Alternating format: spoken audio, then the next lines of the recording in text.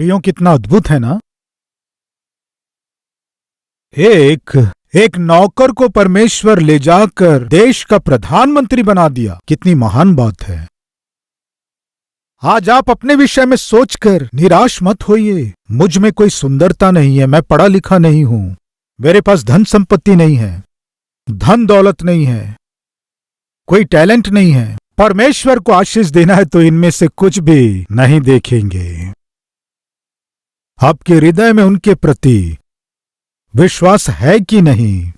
परमेश्वर के प्रति आपका अटूट भरोसा है कि नहीं? केवल यही प्रभु देखते हैं, आप कोई भी क्यों ना हो। आप निर्धन हो फिर भी परमेश्वर उत्तम आशीष दे सकता है। विश्वास कीजिए, मैं निवेदन कर रहा हूं। भयानक अकाल पड़ा था, इसलिए याकूब अपने पुत्रों को भेजा। वे मिस्र देश में आ गए। यूसुफ के स्वप्न के अनुसार ही उसके भाई उसके सामने दंडवत किए, ये सब हम जानते हैं। यूसुफ उनके साथ कठोरता का व्यवहार किया, ये भी हम जानते हैं। और उसके बाद 10 लोगों को ले जाकर जेल में डाल दिया, फिर 10 को बाहर लाया, केवल शिमोन को जेल में रखा। बाकी 9 लोगों को देखकर कहा, तुमने कहा था ना तुम्हारा एक भाई है बिन्यामीन, उसे लेकर आओ, उस भाई को लेकर आओ, तब मैं शिमोन को छोड़ूंगा। मैं केवल इतना जानना चाहता हूं कि तुम भेदिए हो या खरे लोग हो, यानी तुम खरे लोग हो या दुष्ट लोग हो, यह जानने की आशा कर रहा हूं। क्यों यूसुफ ये जानना चाहता है उसके भाई धर्मी है या दुष्ट हैं? उनकी परीक्षा क्यों कर रहा है? क्यों जानते हैं? यदि धर्मी है तो उन्हें मैं आशीष दूंगा, यदि वे खरे हैं तो उन्हें मैं ऊंचा करूंगा, यदि वे सीधे लोग हैं तो मैं उन्हें स्थिर करूंगा। अभी यूसुफ के भाइयों को अपनी खराई को यूसुफ के सामने साबित करना है। साबित करने से आशीष मिलेगा। अगर साबित नहीं कर पाएंगे तो उस आशीष को वे अपने जीवन से खो देंगे। आपको बताया था, याद है क्या? संदर्भ आया है, फिर से कह रहा हूं। एक व्यक्ति निर्धन था, एक निर्धन मां का पुत्र था, लेकिन बहुत आत्मिक था, आत्मिक स्त्री से जन्मा था। वो मां अपने पुत्र से बहुत प्रेम की और वैसे ही अच्छे संस्कारों के साथ पाली, उसे विश्वास में बढ़ाई। वो बहुत बुद्धिमान था। वो बड़ा हो गया, उस देश का राजा बूढ़ा हो गया था। उसके राज्य के लिए एक विश्वास योग्य राजकुमार चाहिए। सोचकर मंत्री को बुलाकर कहा, मेरे कोई पुत्र नहीं है, मैं एक खरे, ईमानदार और भरोसेमंद और बुद्धिमान व्यक्ति को इस देश के राजा के रूप में चुनना चाहता हूं, इसलिए तुम जाकर देश में ऐलान करो, बुद्धिमान और ज्ञानी जवानों को आने को कहो, प्रचार करो। प्रचार करने से हजारों जवान वहां आ गए। प्रतियोगिता हुई, 100 जन बचे, प्रतियोगिता हुई 50 लोग बचे, प्रतियोगिता हुई 10 जन बचे, प्रतियोगिता हुई 4 लोग बचे, अंत में 4 लोग बचे। उन 4 को राजा के पास लेकर आए। फिर उन 4 को राजा देखकर, परख कर, मैं तुम्हारी परीक्षा लूंगा, यदि उस परीक्षा में तुम पास हो गए तो उसमें जो पास होगा उसे इस राज्य को सौंप दूंगा। कह के एक एक जन को एक एक बोरा बीजों को उन्हें दिया। तुम्हें 1 बोरा बीज, तुम्हें 1 बोरा बीज, तुम्हें 1 बोरा बीज, तुम्हें 1 बोरा बीज कहकर दे दिया। 4 को 4 बोरे बीज देकर कहा, जो अधिक फसल उगाकर सबसे अधिक बोरे फसल लाएगा उसको ही इस देश का राजा होने के लिए मैं चुन लूंगा, कहकर भेजा। और उन्हें समय भी दिया। वे जाकर बीज को बोए। समय पूरा हुआ, वे वापस लौटकर वे अपने सारे फसल को, अनाज को बोरे में भरकर राजा के पास लाकर रखना है। राजा उनको बुलवाया। एक एक जन गाड़ियों में अपने बोरों को ला रहे थे। इन 4 में केवल एक व्यक्ति वो बीज बोया था, फिर भी वो बीज बिल्कुल अंकुरित नहीं हुआ। वो निराश हो गया, हताश हो गया, अपनी मां के पास जाकर रोने लगा। मां, मैं बहुत मेहनत किया, मुझे जो करना था सब किया, फिर भी पता नहीं क्यों फसल नहीं हुई। राजा ने कहा था, जो सबसे अधिक बोरे अनाज लाएगा उसे मैं राजा होने के लिए चुन लूंगा। अभी मैं कैसे खाली हाथ जाऊं माँ? अगर जाऊंगा तो शायद राजा मुझे सजा देगा। दुष्ट, एक बोरा बीज जो मैंने तुम्हें दिया था उसे भी नाश कर दिए। कम से कम एक बोरा भी फसल नहीं उगाए, कह के शायद दंड देगा। इसलिए इस प्रतियोगिता से मैं पीछे हट रहा हूं माँ, इस तरह कहा। तब उस माँ ने कहा, बेटे तुम्हें जो करना था सामर्थ्य के साथ तुमने किया, लेकिन फसल अच्छी रीति से नहीं हुई। इसी विषय को तुम जाकर राजा से सच सच बता दो। राजा, मैंने तुम्हारे बीज को लिया, उन बीजों को मैं अच्छे से बोया, वो बीज अंकुरित होंगे और उसके बाद पौधे बनेंगे, उसके बाद वे बढ़ जाएंगे। मैं सोचा और मैं अपनी कोशिश किया, लेकिन राजा आपके दिए गए बीज अंकुरित नहीं हुए। राजा, क्यों ऐसे हुआ मैं नहीं जानता राजा। झूठ बोलना, धोखा देना मुझे नहीं आता राजा, इसलिए सब कुछ सच सच बता रहा हूं राजा। ऐसे जाकर बताओ बेटे। ठीक है मां। वो हिम्मत किया। बाकी सारे लोग बोरो बोरो में उनके फसलों को अपने साथ लेकर आए, लेकिन ये लड़का खाली हाथ गया। पहले व्यक्ति से राजा ने पूछा, कितने बोरे लाए हो? 70 बोरे। शाबाश, ठीक है। दूसरे से पूछा, तुम कितने बोरे लाए हो? 80 बोरे लाया हूं। बहुत खुशी है, वेरी गुड। तीसरे व्यक्ति से पूछा, तुम कितने बोरे लाए हो? उसने कहा, 120 बोरे लाया हूं। एक्सेलेंट, 120 बोरे, बहुत अच्छा। चौथे व्यक्ति को देखकर, तुम कितने बोरे लाए हो? दोनों हाथों को जोड़कर, राजा आपके दिए गए बीज ले जाकर बहुत मेहनत से उन बीजों को मैं बोया और उचित सावधानी लिया और बहुत आशा से वे अंकुरित होंगे मैं इंतजार किया, लेकिन पता नहीं क्या हुआ राजा। इनके इतने सारे बोरे फसल कैसे हुए मैं नहीं जानता राजा। आपके दिए गए बीजों को ले जाकर मैं बोया राजा, लेकिन एक बोरा भी फसल नहीं हुआ। इस परीक्षा में मैं हार गया हूं राजा। झूठ बोलना मैं नहीं चाहता, आपको धोखा देना भी नहीं चाहता। वास्तव में आपके पास आकर मैं अपना चेहरा भी दिखाऊं हिम्मत नहीं थी राजा, लेकिन मेरी मां के सिखाए गए संस्कार, सच्चाई को आपसे कह सकूं, मुझे हिम्मत दिए राजा। इसलिए आपके पास आकर सब कुछ सच सच कह रहा हूं राजा। इस प्रतियोगिता में हारने के कारण चिंता कर रहा हूं और आपको निराश किया हूं, इसलिए क्षमा मांग रहा हूं राजा। जो योग्य है उन्हें आप राजा नियुक्त कर दीजिए। अनुमति दें तो मैं जाऊं। ये कहकर चुपचाप जाने लगा प्रियो। बाकी 3 लोग उसे देखकर हंस रहे थे और वहां जो लोग थे वे भी उसे देखकर हंस रहे थे। जब सारे लोग मजाक उड़ाते हुए हंस रहे थे, तब वो अपना सिर झुकाकर आंखों से बहते हुए आंसुओं को वो रोक ना पाकर आंसू बहाते हुए चला गया। फाटक पार करके जैसे ही जाने लगा, रुको! राजा उसे बुलाया। राजा का स्वर उसे सुनाई दिया। वो लड़का बहुत डर गया प्रियो। राजा के कहे अनुसार फसल उपजा नहीं पाया, इसलिए शायद दंड देगा। ये सोचकर डरते हुए पीछे मुड़कर देखा और कहा, राजा बुलाए क्या? हां बुलाया हूं। बेटे, तुम व्यक्तित्व में निर्धन नहीं हो। तुम्हारा परिवार निर्धन हो सकता है, लेकिन अच्छे संस्कारों का पालन करने में तुम निर्धन नहीं हो। मैं वास्तव में जो 4 बोरे बीज दिया था वे पकाए हुए बीज थे। पकाए गए बीज यदि बोएंगे तो अंकुरित नहीं होंगे। ये दुष्ट लोग मुझे धोखा देने के लिए इस तरह बहुत से बोरों में लाकर इस पूरे देश को नाश करना है, इस तरह कुटिलता किए। लेकिन तुम तो अपनी धार्मिकता और खराई की रक्षा करके इस देश में शासन करने के लिए योग्य व्यक्ति के रूप में दिखाई दिए। बेटे, इस देश को तुम्हारे हाथ में सौंप रहा हूं। धर्मी व्यक्ति अपनी धार्मिकता के कारण उस दिन सफल हुआ प्रियो। हारा हुआ दिखाई दिया। वो अपने आप में सोचा, मैं हार गया हूं। आज प्रिय भाई और बहन, आप एक विश्वासी के रूप में जीते हुए बहुत सी बातों में हार गया हूं सोच रहे हो। यदि मैं विश्वासी नहीं होता, यदि मैं आत्मिक नहीं होता, तो मैं सच्चाई को छोड़ दिया होता, तो आज मैं इस हाल में नहीं रहता। किस हाल में? हो सकता है आपके पास अच्छी बाइक होती, शायद अच्छी कार होती, अच्छा घर रहा होता, लेकिन एक अच्छा दिल नहीं रहा होता। प्रियो, एक मनुष्य को धन संपत्ति, वस्तु, वाहन नहीं चाहिए। मनुष्य को चाहिए अच्छापन, मनुष्य को चाहिए मानवता, मनुष्य को चाहिए दूसरों की भलाई करने का स्वभाव।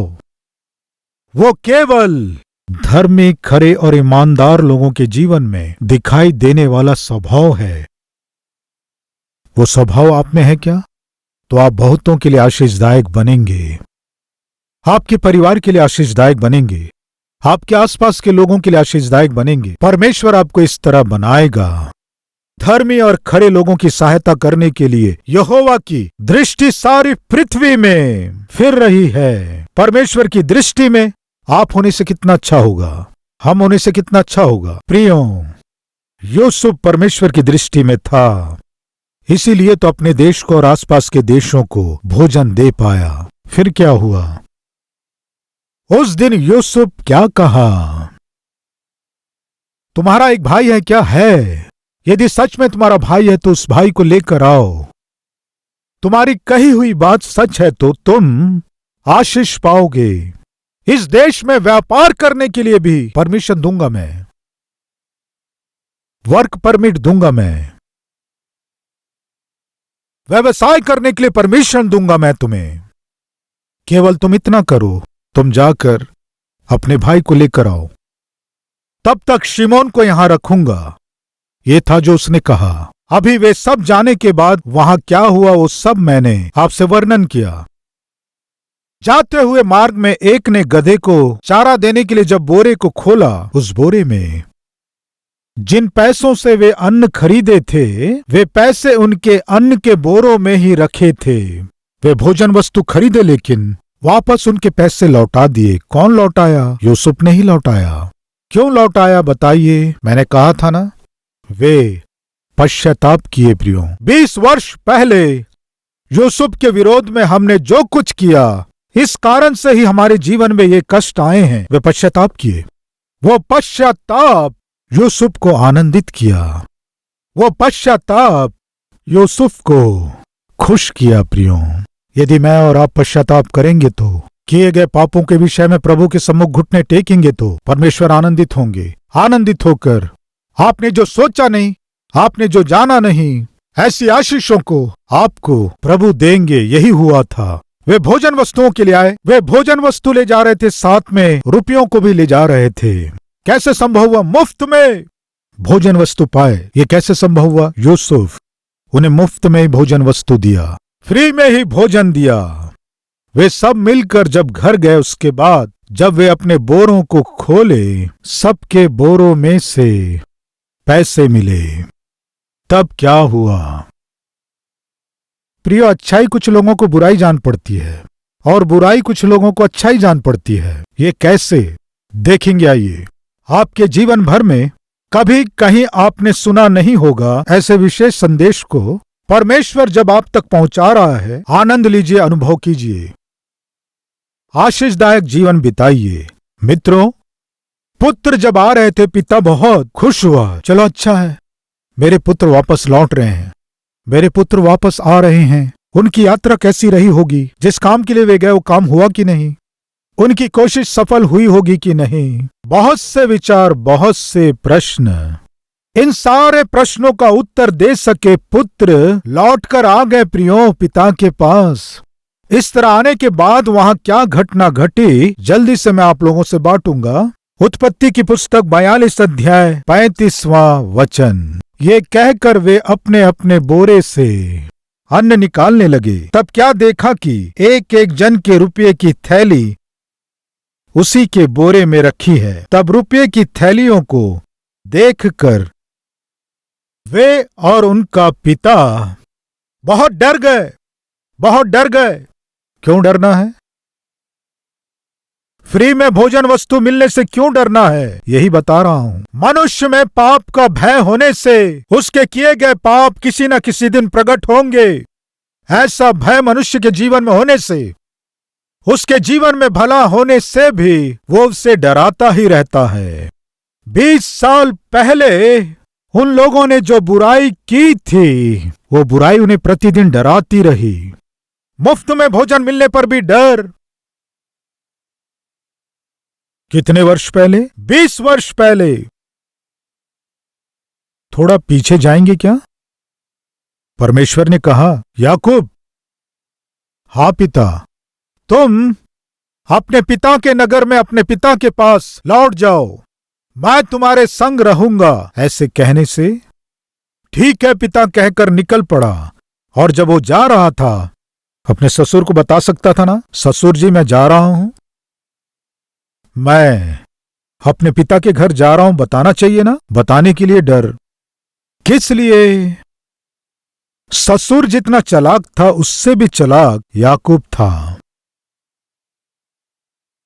अपनी चतुराई को इस्तेमाल करके उसे जितनी संपत्ति चाहिए थी वो कमा लिया।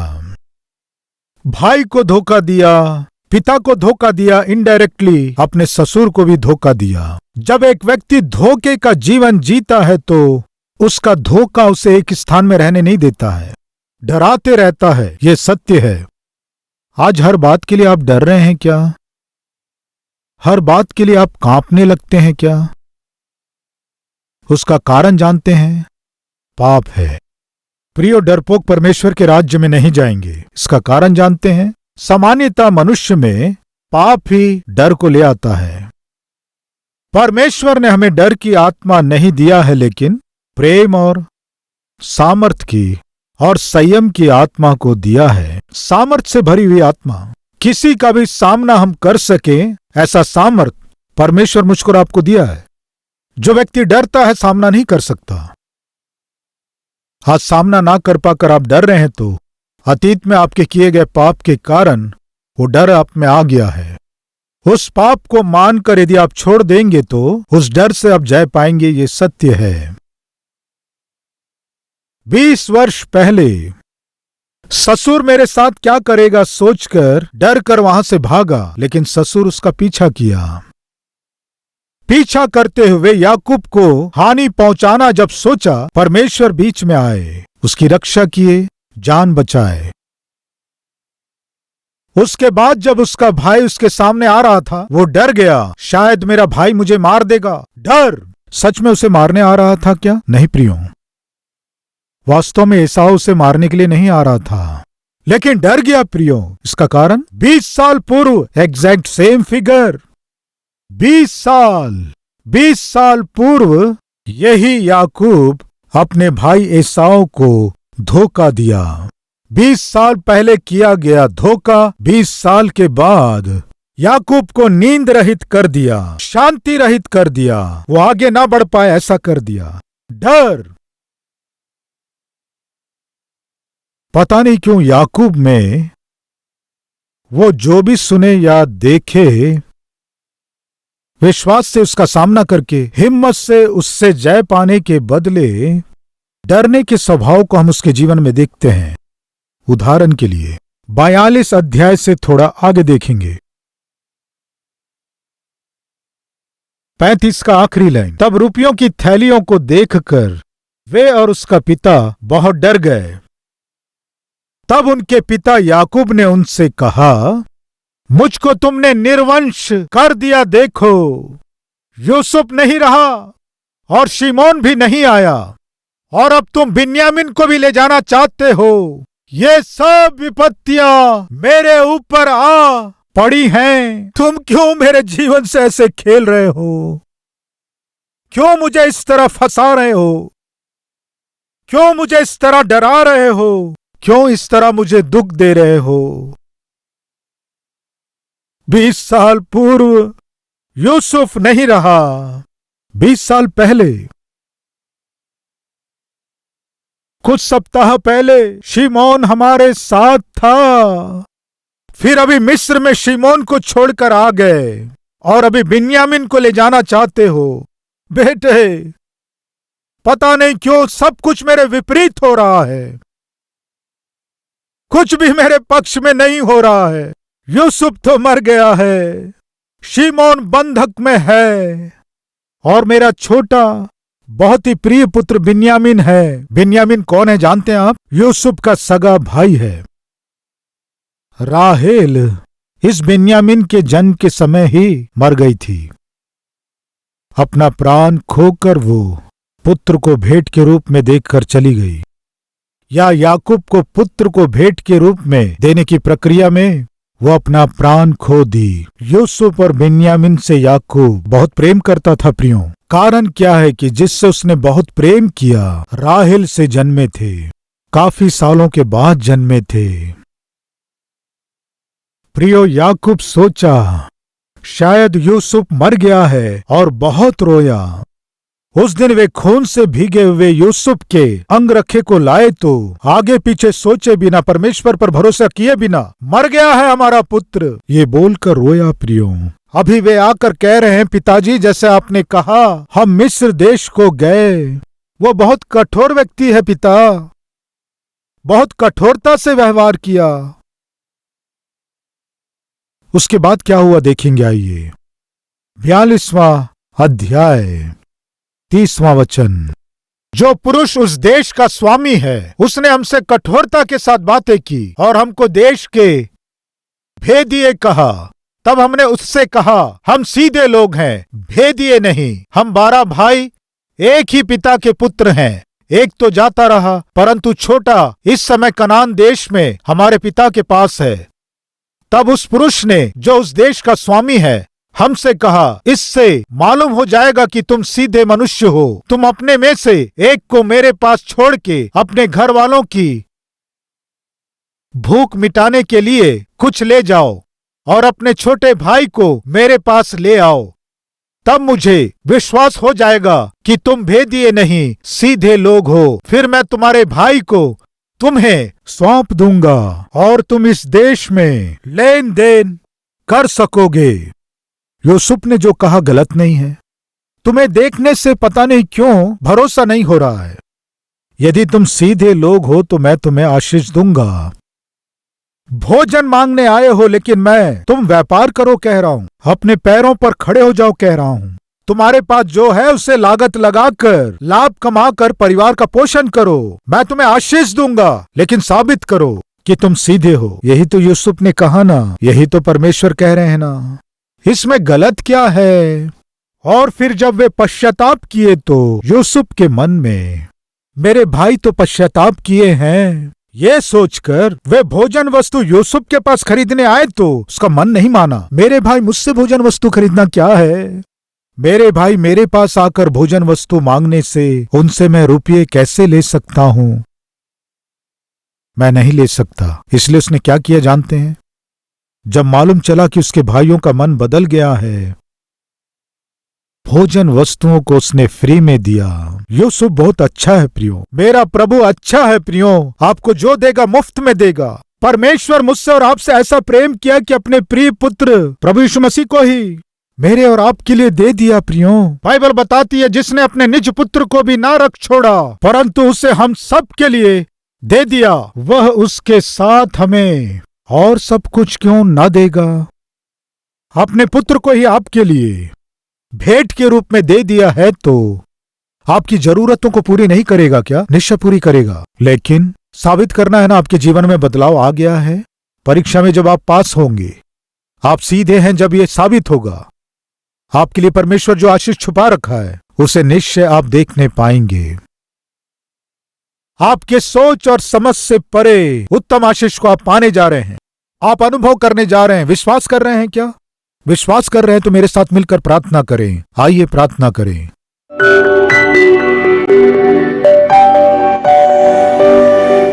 महान पवित्र प्रेमी परमेश्वर पिता, आपके पवित्र उपस्थिति में आपके पवित्र वचन के द्वारा आप दर्शन दिए, हम आपका धन्यवाद करते हैं। यूसुफ जैसे धर्मी व्यक्ति के द्वारा पूरे देश को भोजन मिला।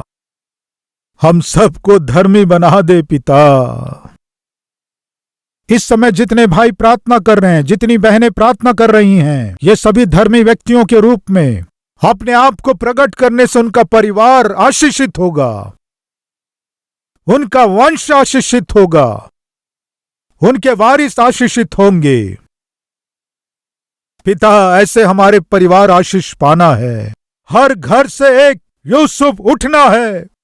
वही खराई, वही धार्मिकता हम में होने से हमारे जीवन को, हमारे परिवार को, हमारे करने वाली सेवकाई को, कलीसिया को, सब कुछ को आशीषदायक बना देगी पिता। ऐसा अनुग्रह दे पिता, ऐसा अनुग्रह दे। यीशु के नाम से मांगते हैं पिता, आमीन। प्रिय, अब से आप अपने जीवन से प्रभु को दिखा सके ऐसे आत्मिक व्यक्ति के रूप में आप बढ़ सकें, मन से चाहता हूं। इस संदेश के द्वारा आपने आशीष पाया है तो लाइक कीजिए और बहुतों को शेयर कीजिए, और उतना ही नहीं, एक कमेंट कीजिए, उसे मैं पढ़ूंगा, प्रभु की महिमा करूंगा। फिर मिलेंगे, तब तक के लिए शलोम।